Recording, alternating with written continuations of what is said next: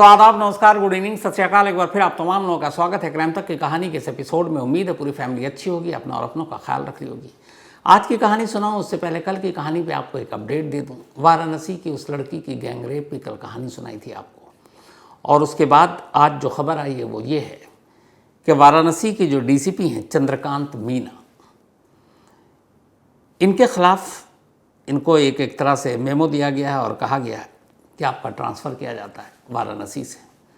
वजह ये बताई गई है कि जब ये केस सामने आया इस लड़की की गुमशुदगी का 29 मार्च से लेकर 4 अप्रैल तक, तब आपने कोई कार्रवाई नहीं की। और दूसरा, आपने जिस थाने में यह मामला था उस थाने के इंस्पेक्टर या इंचार्ज या फिर आईओ इन्वेस्टिगेटिंग अफसर, उससे भी आपने ये जानने की ज़रूरत नहीं समझी कि इस केस में उसने क्या एक्शन लिया। तो इन एक्शन एटीट्यूड के लिए आपका ट्रांसफ़र किया जाता है। लखनऊ आईजी ने ये ट्रांसफ़र ऑर्डर दिया और डीसीपी चंद्रकांत मीना वाराणसी से ट्रांसफ़र हो चुके हैं। अब इसके बाद बात उस थाने के इंस्पेक्टर पर आएगी, आईओ पर आएगी, क्योंकि मामला अब सीधे सीधे जब पीएम ने सवाल पूछ दिया है तो अब ये सारी लीपापोती सारी चीज़ें तो की जाएंगी।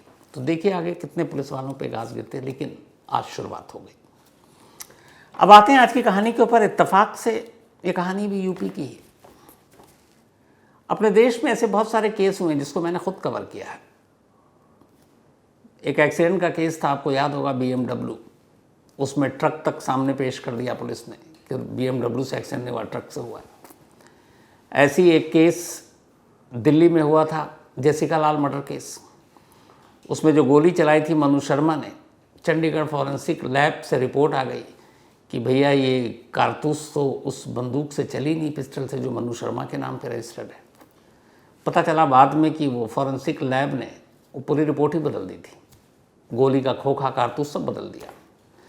बहुत सारे ऐसे केस हैं जिसमें लाशें बदल दी गई, मरता कोई और है, दिखाया किसी और को, उसका अंतिम संस्कार भी कर दिया गया और पता चला जो मरा है असल में वो जिंदा है। लाशें बदलने की कहानी है। पोस्टमार्टम रिपोर्ट बदलते हुए देखा गया है। मैं खुद ऐसे कई केस कवर कर चुका हूँ जिसमें पोस्टमार्टम रिपोर्ट ही बदल दी गई, मौत की वजह कुछ और, लिखा कुछ और। FIR तक में हेर फेर हो चुका। कंप्लेंट में तो न जाने कितना होता है, लेकिन चलिए ये सब फिर भी हो जाता है। अब आज के दौर में 2-3 चीज़ें ऐसी हैं जिस पर लोगों का एक भरोसा है, और लोगों का भरोसा क्या है इसको तो कोई बदल भी नहीं सकता।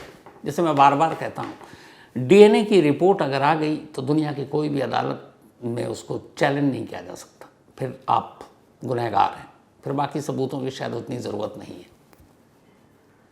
लेकिन अब सोचिए कि अगर DNA रिपोर्ट ही बदल दी जाए तो क्या होगा। आज की जो कहानी है वो DNA रिपोर्ट के बदलने की कहानी नहीं है, लेकिन अगला स्टेप वो हो सकता है, क्योंकि ये कहानी बड़ी हैरत अंगेज़ और अपने आप में बेहद अजीब है कि इंसानी लालच और साजिश कुछ भी करवा सकता है। यूपी में एक शख्स की मौत होती है। मौत इसलिए हुई थी कि उसने खुद पॉइजन लिया, जहर खाया, घर वालों को बताया कि क्यों खाया। घर वाले बदहवास उसको लेकर अस्पताल भागे। वो अस्पताल गया, हालत सीरियस थी, फिर उसको दूसरे अस्पताल भेजा गया। लेकिन इन दोनों अस्पतालों में जो उसका इलाज हुआ वो यही हुआ कि डॉक्टरों ने जब चेक किया, उसके सारे टेस्ट लिए, तो पता चला कि मामला पॉइजनस है, जहर का मामला है, सिम्टम भी वही है। तो जो इलाज भी शुरू हुआ वो जहर को काटने वाला इलाज था। मरने वाला खुद कह रहा है मैंने जहर लिया है, मरने वाला अपने परिवार को बता रहा है, डॉक्टर इलाज भी उसी जहर का कर रहे हैं, और फिर उसकी मौत हो जाती है। जब मौत होती है तो फिर चूँकि मामला एक पॉइजन का था, पोस्टमार्टम रिपोर्ट के बाद उसके विसरा के सैंपल लिए जाते हैं, सैंपल फॉरेंसिक लैब भेजे जाते हैं। अब जब लैब से रिपोर्ट आती है तो हर कोई हैरान।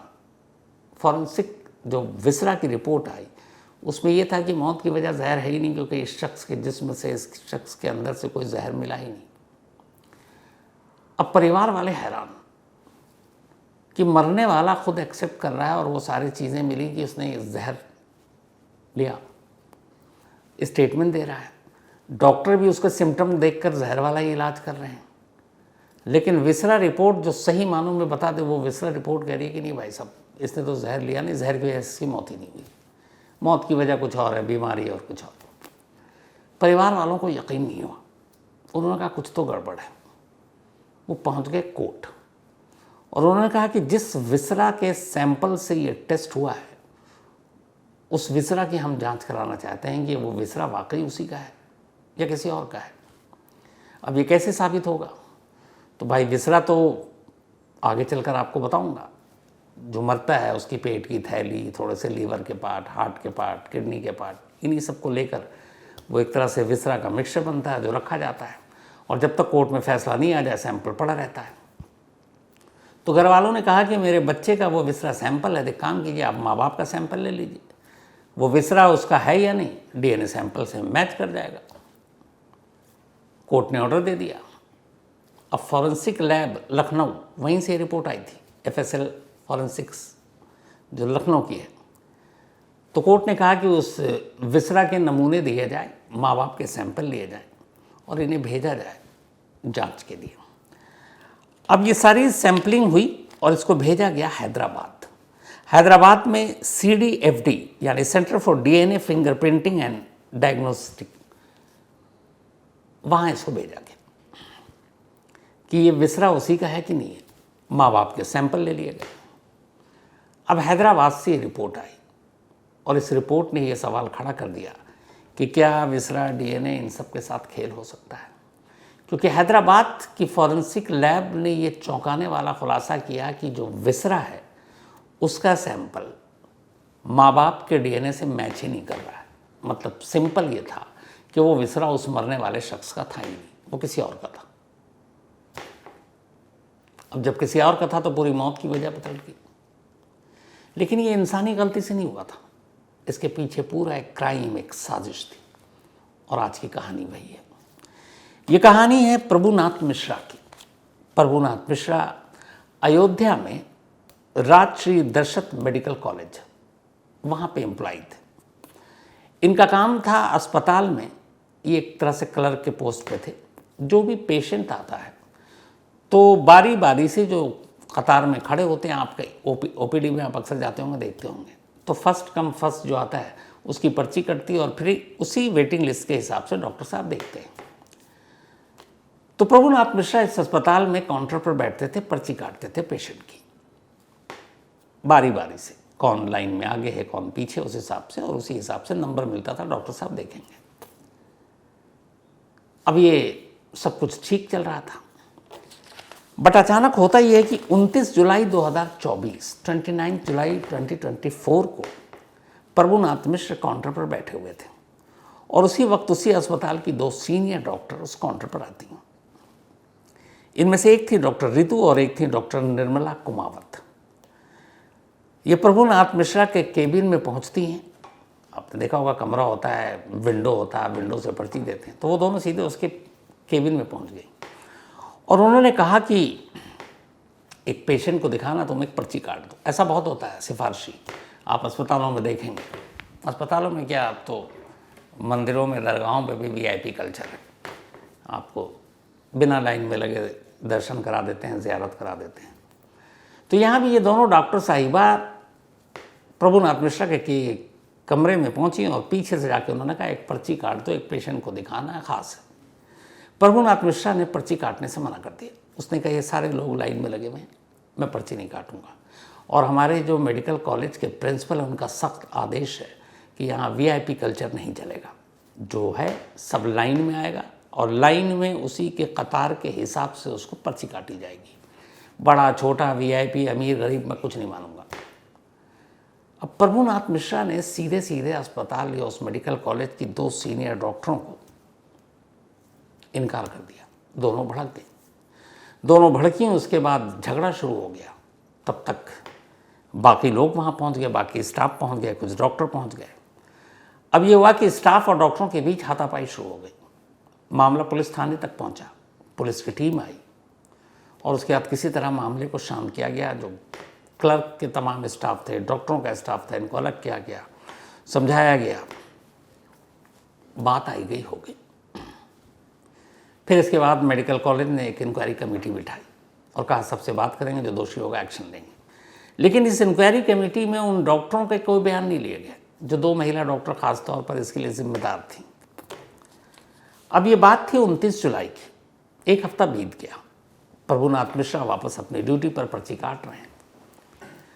लेकिन तभी 7 अगस्त को, यानी इस इंसिडेंट के 9 दिन के बाद, प्रभुनाथ मिश्रा को प्रिंसिपल इस मेडिकल कॉलेज के डॉक्टर ज्ञानेंद्र कुमार अपने केबिन में बुलाते हैं।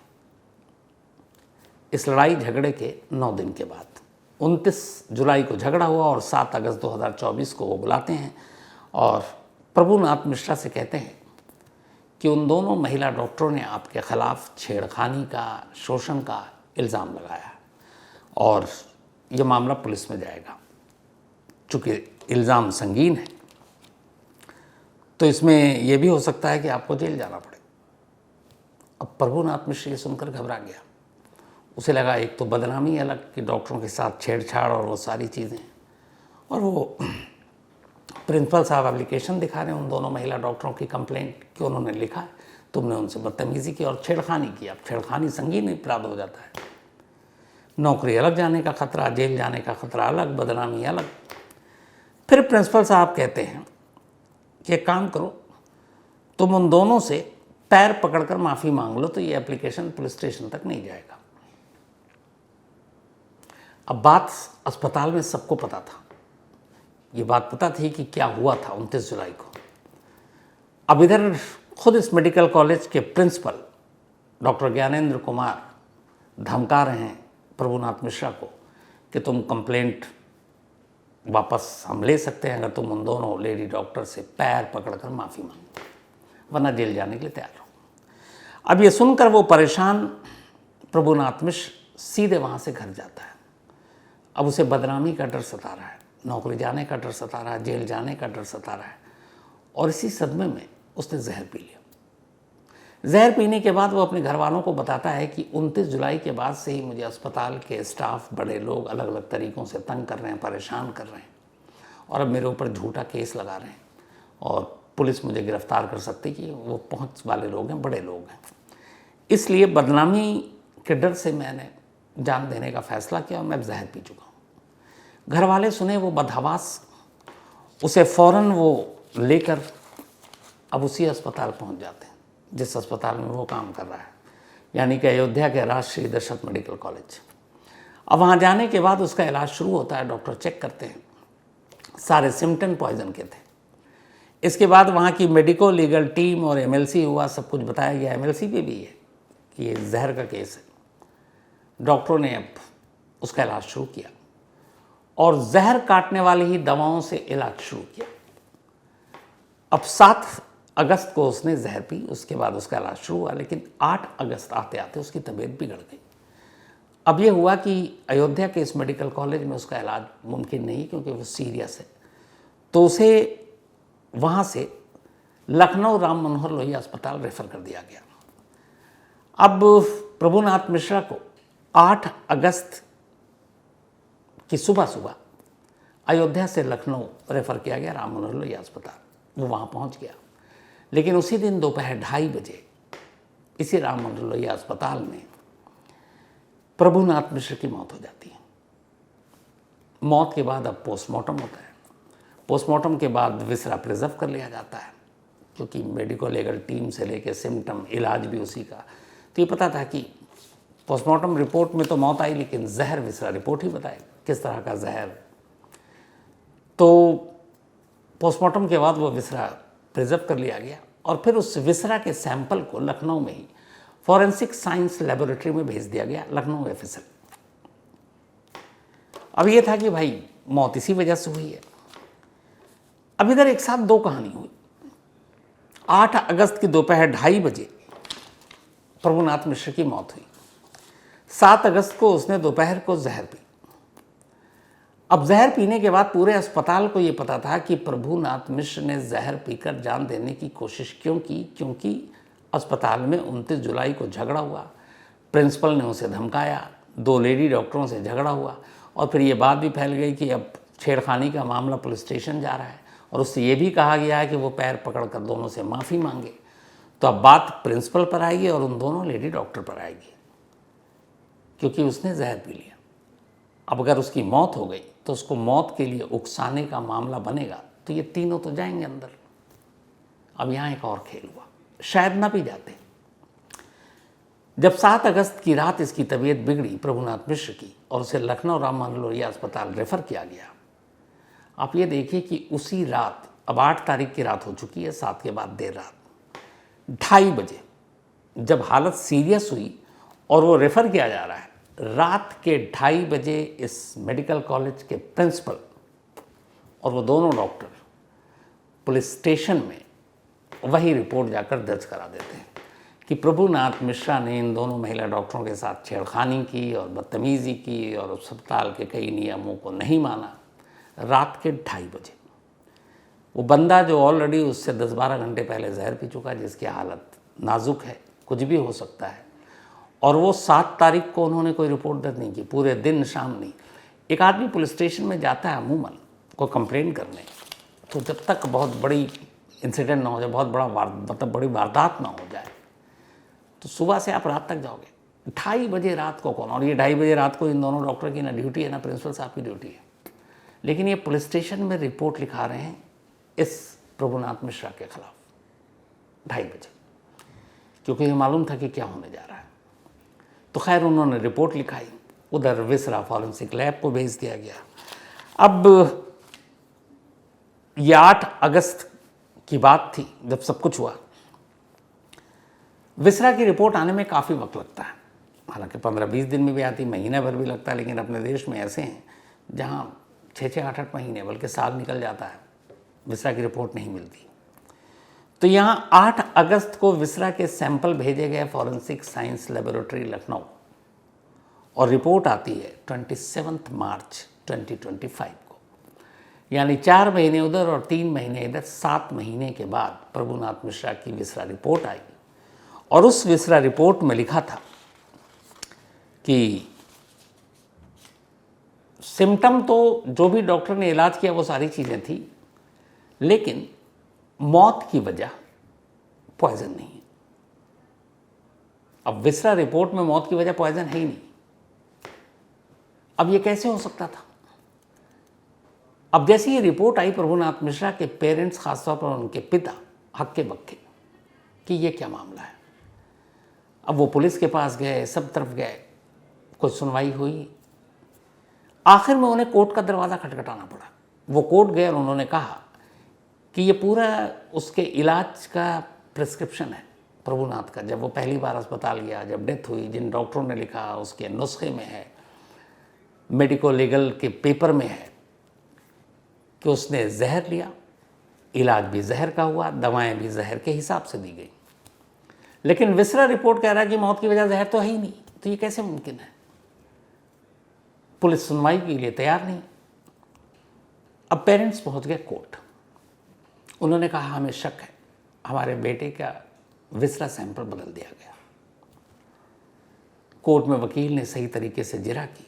आखिरकार अदालत ने आदेश दिया कि जो एफएसएल में विसरा के सैंपल रखे हैं उस सैंपल को लिया जाए और प्रभुनाथ मिश्रा के पेरेंट्स, माँ और बाप दोनों के डीएनए सैंपल लिए जाएं और इन तीनों सैंपल को हैदराबाद भेजा जाए। हैदराबाद के CDFT यानी centre for DNA fingerprinting and diagnostic. Court का आदेश, कोई कुछ कर नहीं सकता। तो अब उस विसरा रिपोर्ट को लखनऊ एफएसएल से निकाला गया, माँ बाप के DNA सैंपल लिए गए, पहुंच गया हैदराबाद। हैदराबाद में उसकी जांच हुई और जांच होने के बाद अब रिपोर्ट आई। रिपोर्ट ये थी कि माँ बाप के DNA सैंपल से लखनऊ फॉरेंसिक लैब में रखा वो विसरा का सैंपल मैच नहीं करता, यानी वो सैंपल प्रभुनाथ मिश्रा का था ही नहीं, वो किसी और का था। अगर प्रभुनाथ मिश्रा का होता तो DNA माँ बाप से मैच कर जाता, क्योंकि उसी के शरीर के अंग के तौर पर ही विसरा में जो देते हैं, हार्ट, लीवर, लंग्स, किडनी, इन सारी चीज़ों के छोटे छोटे नमूने लिए जाते हैं और उसको रखा जाता है एक जगह। पेट की थैली भी होती है उसमें। तो अंश तो शरीर का, DNA तो आपको पता है कि बाल से भी मैच कर जाता है, किसी से अगर मिलाना हो नाखून से भी हो जाता है, तो यहाँ तो शरीर का अंग था पूरा। लेकिन हैदराबाद की फॉरेंसिक लैब कहती है कि वो विसरा सैंपल प्रभुनाथ मिश्रा का इसलिए नहीं है क्योंकि उसके माँ बाप से डीएनए मैच नहीं किया। अब जब ये रिपोर्ट आई तो कोहराम तो बचना था कि भाई साहब ये सैंपल बदला कैसे। अब ये जगदीश चंद्र मिश्रा थे जो अपने इस बेटे की इस लड़ाई के लिए लड़ रहे थे। अब जब ये सब कुछ हुआ और पता चला कि नहीं इसमें खेल हुआ है, तो फिर आला पुलिस अफसरों के कान तक भी बात गई। फिर ये हुआ कि मिली भगत भी है। अब उसकी मिली भगत किस किस लेवल पे हो सकती है।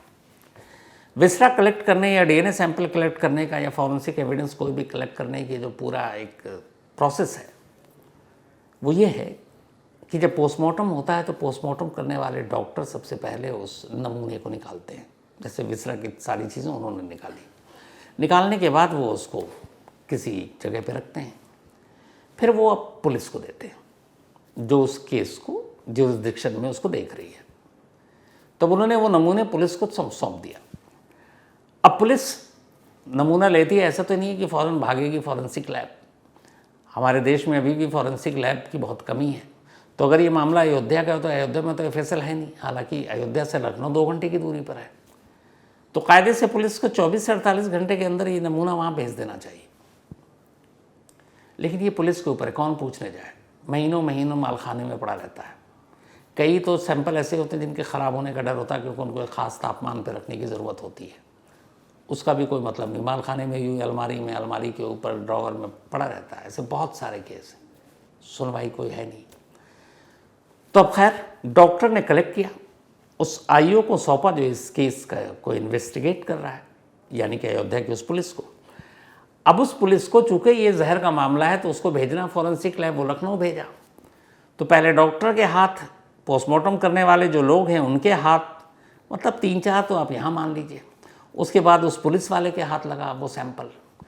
अब वो पुलिस वाला उसको लेकर पहुंचा लखनऊ एफएसएल।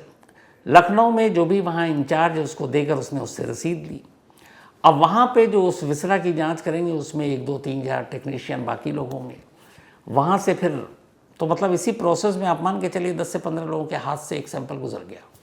अब सैंपल मिले नहीं, कई बार ऐसा भी होता है कि जानबूझकर गलती नहीं होती, लेकिन ये कि मिल गया। जैसे उसका बड़ा बेस्ट एग्जाम्पल है, हम सब आजकल घर में अपने जब टेस्ट कराते हैं, हेल्थ टेस्ट, ब्लड टेस्ट, तो आजकल अलग अलग बहुत सारी कंपनियां हैं जो आप उनको कॉल कीजिए, वो आपके घर सुबह आते हैं और आपके खून के नमूने और वो सब ले जाते हैं। तो आपने ध्यान दिया होगा कि जब वो आते हैं या आपका ब्लड सैंपल लेते हैं तो बाकायदा एक शीशी में ब्लड लेते हैं, उस शीशी के ऊपर एक बारकोड लगाते हैं और वैसे ही एक उसी का एक बारकोड आपकी जो बिल है उसके ऊपर भी वो चिपका देते हैं। तब वो बारकोड चिपक गया, हटेगा नहीं, और वही बारकोड आपके बिल पर है। तो अगर आप पुट आउट हो आप उस बारकोड से उसको मिलान कर सकते हैं। लेकिन अब मान लीजिए कि जो टेस्ट लेने के लिए आया ब्लड टेस्ट, वो किसी तरह उस बारकोड को हटा दे और एक नया चिपका दे, या किसी और के घर से लिया और वही वाला दोबारा चिपका दे, प्रिंटिंग की गलती हो या कुछ और साजिशन हो, तो आपके तो पूरा ब्लड रिपोर्ट ही बदल जाएगी। उसी तरीके से ये विसरा और बाकी फॉरेंसिक जो सैंपल लिए जाते हैं उसमें एहतियात बरती जाती है। बाकायदा केस नंबर, नाम, ये सारे पुलिस स्टेशन का कोड, ये सब लिखा होता है और फिर वो वहाँ जाता है। लेकिन आप बार कोड और ये सारी चीज़ें हटाइए, आप शीशी ही बदल दीजिएगा तो क्या होगा। सैकड़ों शीशियाँ रखी होती हैं फॉरेंसिक लैब में और सबके अलग अलग डिपार्टमेंट वाइज, ये विसरा है, ये बाकी चीज़ें हैं, ये ब्लड है, ये कुछ और है, ये डीएनए सैंपल है। अब उसी में खुराफात किसी को सूझी या साजिश है मन में, तो एक विसरा की शीशी 100 रखी हुई उसने किसी दूसरे की उठा दी और उस पर वो सारी चीज़ें लिख दी, केस नंबर और फाइल नंबर, और उसको भेज दिया। अब उसे पता है कि ये वाली जो सैंपल मैं दे रहा हूँ ये पॉइजनस का केस ही नहीं है। जो भी सस्पिशियस डेथ होती है, संदिग्ध मौत, उसमें अमूमन विसरा को प्रिजर्व करके रखा जाता है। लेकिन विसरा असल में खुलासा करती है कि मौत जहर से हुई कि नहीं। बेसिक विसरा की जांच इसीलिए कराई जाती है। तो अगर किसी और शीशी जो नॉन पॉइजनस केस है उसको आप दे देंगे तो उसमें कहाँ निकलेगा। तो यहीं पे कहीं खेल हुआ। अब ये खेल कौन कर सकता है? बड़ा सिंपल सा है कि एक लड़ाई हुई, 2 डॉक्टर, उन्होंने फिर धमकी दी, प्रिंसिपल बीच में आए, उन्होंने कहा माफ़ी मांगो पैर पकड़कर वरना छेड़खानी का मामला दर्ज कर देंगे। और उसी के कुछ घंटे के अंदर उसने जहर पी लिया। क्लियर केस, जान देने का है। और अब उन्हें जब पता चला कि इस आदमी ने ये किया तो उनको अब डर बैठा कि कहीं अबेटमेंट ऑफ इसके लिए, सुसाइड के लिए हम पे पुलिस ना आकर गाज गिरा दे। तो पहले तो 2:30 बजे रात को उन्होंने कंप्लेंट की। फिर भी उन्होंने अपनी सेफ्टी के लिए फिर क्या किया, अब डॉक्टर हैं, उधर FSL है, इन सब का तो चलता रहता है। तो कहीं ना कहीं कोई पुलिस, इस अस्पताल के प्रिंसिपल और इनकी दोनों डॉक्टर, या लखनऊ FSL का कोई स्टाफ, इन सब में मिली भगत किसी ना किसी से होगी और उन्होंने वो शीशी बदल दी। पूरी विसरा रिपोर्ट बदल गई। पॉइजन का केस नॉन पॉइजनस हो गया। लेकिन क्या सच्चाई सामने आएगी, किसने ये खेल किया? हालांकि इस केस के आने से पहले ही जो प्रिंसिपल साहब हैं यहाँ के इस कॉलेज के, उनको सस्पेंड कर दिया गया क्योंकि उनके ऊपर करप्शन के भी इल्ज़ाम हैं। और साथ ही FIR लिखी गई है इस पूरी मौत के लिए उकसाने का।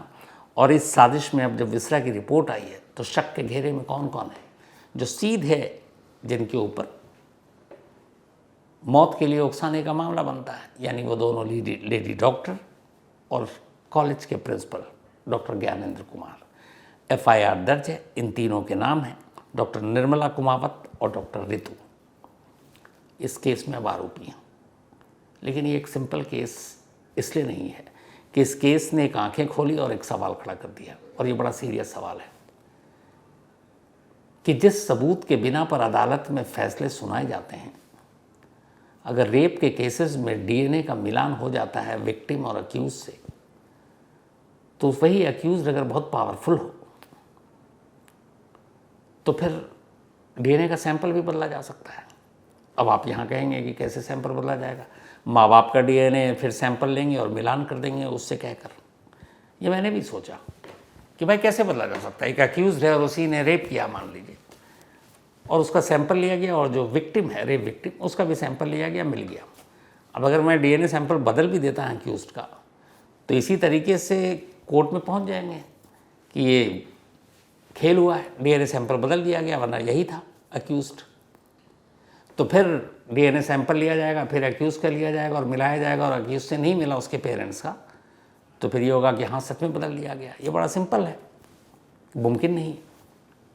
लेकिन साहब एक बात बताएं, हम इतने सारे जो लोग हैं इंडिया में, बड़े बड़े शहरों को छोड़ दें, अयोध्या भी अब एक देश में बड़ा, जब से मतलब एक पूरा वो बन गया है टूरिस्ट हब, राम मंदिर के बाद से आप देखें लाखों लोग आते हैं, तो आप उसको बाकी देश के इलाकों से अब नहीं जोड़ सकते हैं।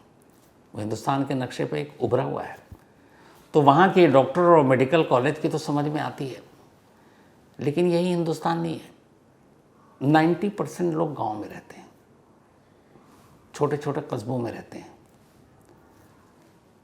थाना ही कम है वहाँ, फॉरेंसिक लैब की आप उम्मीद क्या करेंगे? तो अगर ऐसी जगहों पर इस तरीके से ये सैंपल बदले जाने लगे, तो कितने माँ बाप या कितने लोग इस बात के लिए लड़ेंगे कि ये सैंपल बदला गया, हमारा DNA लो और उसके मिलान कराओ? और कितनों को ये जानकारी है? सबसे बड़ी बात तो ये है, आप किसी से भी, आप क्राइम तक फैमिली मेम्बर्स ही कहते हैं, आप अपने आसपास के लोगों से पूछ के देखिए कि अगर विसरा या DNA सैंपल आपको शक है कि बदल दिया गया है, तो तरीका क्या है? तरीका यही है ना कि DNA कराया जाए, अक्यूज का, माँ बाप का, या जिस जो भी है, मैच किया तो ठीक, नहीं किया तो मतलब सैंपल बदल दिया गया। पर ये जानकारी कितने लोगों को है? कौन जाएगा कोर्ट में? कितनी बार जाएंगे? तो फिर क्या होगा अगर इसी तरीके से देश की एक बड़ी आबादी के बीच विसरा और DNA के सैंपल बदल जाए, तो केस के नतीजे का आप आसानी से अंदाज़ा लगा सकते हैं। ये थी कहानी आज की। लेकिन कहानी ख़त्म करूँ उससे पहले वही अपना सिलसिला। आज वैभव मोराजकर, इनका बर्थडे है। हैप्पी बर्थडे वैभव साहब। और ये भेजा है BR गणेश जी ने। अनमोल शर्मा का भी आज जन्मदिन है, तो हैप्पी बर्थडे अनमोल। नेहा भार्गव, इनका भी आज बर्थडे है, हैप्पी बर्थडे नेहा जी। और ये आकाश भार्गव जी की वाइफ है। साथ ही आज अनमोल शर्मा एक और हैं, उनका भी आज बर्थडे है। और अनमोल शर्मा जी की जो पत्नी है नेहा शर्मा, उन्होंने ये भेजा है। शिवराज का भी आज जन्मदिन है तो हैप्पी बर्थडे शिवराज। इसके अलावा सैयद मोहम्मद फासी, इनका भी आज बर्थडे है तो हैप्पी बर्थडे सैयद मोहम्मद फासी। अनमोल यश सोधिया, इनका भी आज जन्मदिन है तो हैप्पी बर्थडे अनमोल यश। और ये भेजा है जवाहर चौबे, संध्या एंड जया चौबे जी ने। इसके अलावा भूपेंद्र सिंह सिद्धू का भी आज बर्थडे है तो हैप्पी बर्थडे भूपेंद्र साहब। और ये भेजा है नविंदर सिंह सिद्धू। इसके अलावा गुरफतेह एंड रीत ने। साथ ही आज रेणुका वैद्य एंड गणेश वैद्य, इन दोनों की एनिवर्सरी है तो रेणुका जी और गणेश जी आप दोनों को बहुत बहुत बधाई। भेजा है सामर्थ एंड स्वराज, इन दोनों ने, ये दोनों इनके बच्चे हैं रेणुका एंड गणेश के। इसके अलावा गरिमा एंड उमेद भाई चौधरी, इनका भी आज, इनकी भी एनिवर्सरी है तो गरिमा जी एंड उमेद जी आप दोनों की भी एनिवर्सरी की बहुत बहुत बधाई। तो इसी के साथ कहानी में आज इतना ही। अब आपसे मुलाकात होगी कल रात 9 बजे किसी नई कहानी के साथ। तब तक अपना और अपनों का ख्याल रखिएगा। Thank you very much.